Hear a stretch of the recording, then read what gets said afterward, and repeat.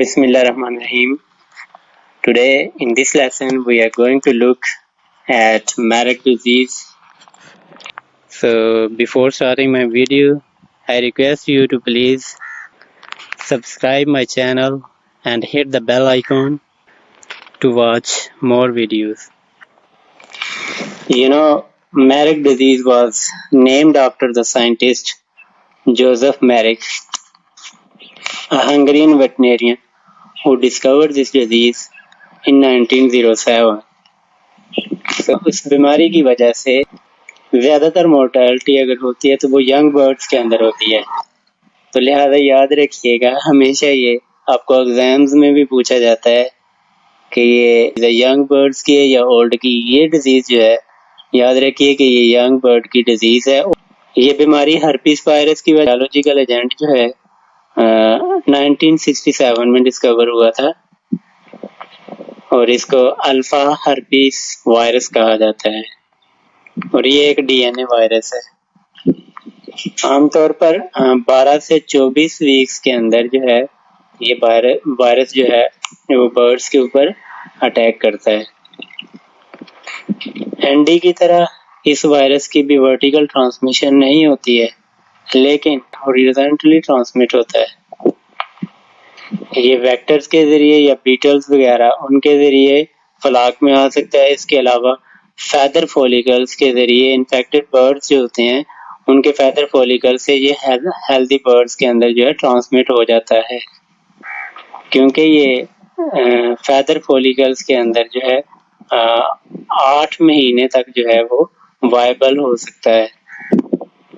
याद रखिए, ये फुमाइट्स के जरिए या बीटल के जरिए तो ट्रांसमिट हो सकती है, लेकिन ये इंसेक्ट के जरिए ट्रांसमिट नहीं होती है। डिजीज की 4 फॉर्म हैं।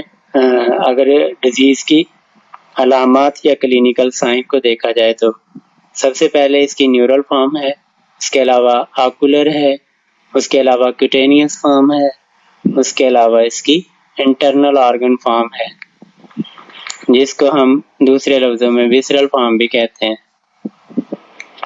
अगर हम नर्वस फॉर्म को देखें तो इसमें sciatic नर्व की स्वेलिंग की वजह से one leg extended forward and the other leg extended backward, which totally paralyze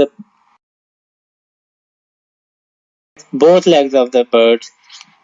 और ये पैरालिसिस जो है वो प्रोग्रेसिव होता है।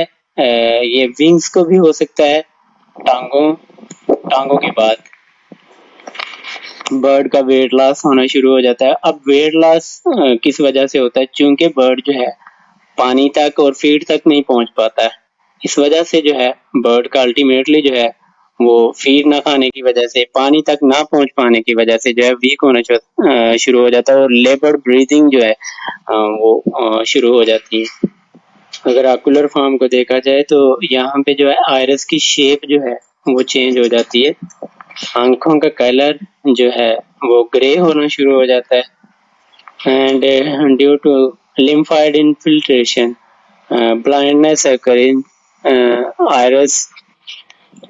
और विसरल फॉर्म अगर आप देखें तो यहाँ पे लिवर, लंग्स और हार्ट जो है उसमें ट्यूमर बनना शुरू हो जाएंगे।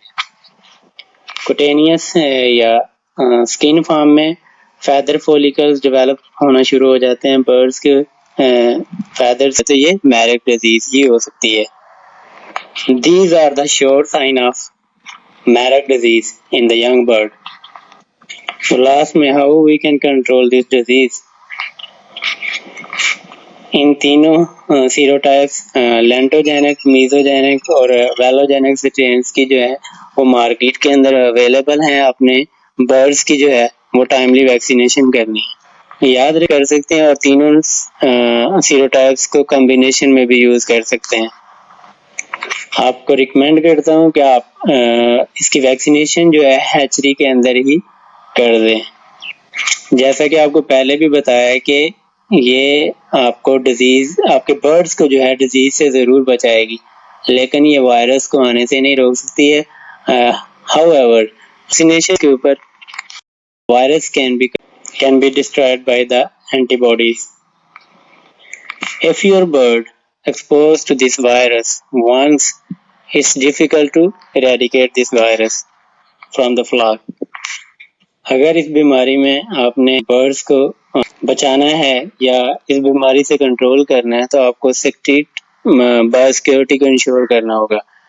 इससे जो है आपके बर्ड्स जो हैं वो हेल्दी भी रहेंगे और अगर ये बीमारी आ भी जाती है तो 60% तक जो है वो मोर्टेलिटी हो जाती है। ये श्योर नहीं है कि 60% तक ही जाएगी, आप कंट्रोल भी कर सकते हैं इनके हेल्थ स्टेटस और ये जो बायोसिक्योरिटी है अगर आप इसको इंश्योर करते हैं। शुक्रिया।